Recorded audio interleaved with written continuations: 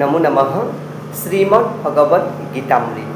আজি শ্ৰীমদ ভগবত গীতাৰ সাংখ্যযোগ নামৰ দ্বিতীয় অধ্যায়ৰ ৩৭ সংখ্যক শ্লোক।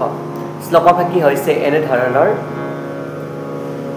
হতো वा प्रक्ष्यसि सर्गं जित्वा वा भक्ष्यसि महिम तस्मात् उत्तिष्ठ कौन्तेय যুদ্ধায় কৃতনিশ্চয়ঃ।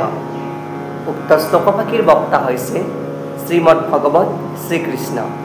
শ্লোকভাগীৰ অসমীয়া অৰ্থ হৈছে এনেধৰণৰ: হে কুন্তেয় অথবা হে অৰ্জুন, তুমি হয় যুদ্ধত নিহত হৈ স্বৰ্গলাভ কৰিবা নাইবা জয়লাভ কৰি পৃথিৱী সুখ ভোগ কৰিবা। গতিকে যুদ্ধ কৰিবৰ বাবে দৃঢ় সংকল্প হৈ তুমি জাগ্ৰত হৈ উঠা অথবা তুমি দৃঢ় সংকল্প হৈ উঠা।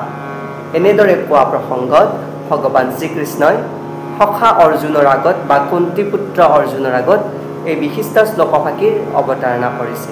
শ্লোকভাগীৰ প্ৰসংগক্ৰমে উল্লেখ কৰিছে যে অৰ্জুনৰ পক্ষৰেই জয় হ'ব বুলি যদিও কোনো নিশ্চয়তা নাছিল, তথাপিও তেওঁ যুদ্ধ কৰিবই লাগিব, কিয়নো যুদ্ধ কৰাটো হৈছে ক্ষত্ৰিয়ৰ ধৰ্ম। গতিকে তুমি যদি যুদ্ধক্ষেত্ৰত মৃত্যুবৰণেই কৰা, সেয়েহে তুমি স্বৰ্গ লাভ কৰিবা, আৰু যদি তুমি মৃত্যুবৰণ নকৰি এই যুদ্ধত বিজয় সাব্যস্ত হোৱা, তেতিয়াহ'লে এই পৃথিৱী সুখ লাভ কৰিবলৈ তুমি সক্ষম হ'ব, যি সুখ তোমাৰ পৰা কৌৰৱ পক্ষই কাঢ়ি নিছে।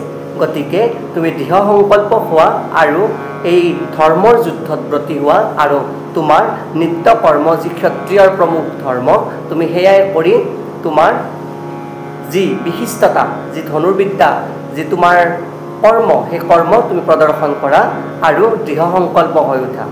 সেয়ে কোৱা প্ৰসংগত ভগৱান শ্ৰীকৃষ্ণই উক্ত বিশিষ্ট শ্লোকভাগীৰ অৱতাৰণা কৰিছে। ধন্যবাদ।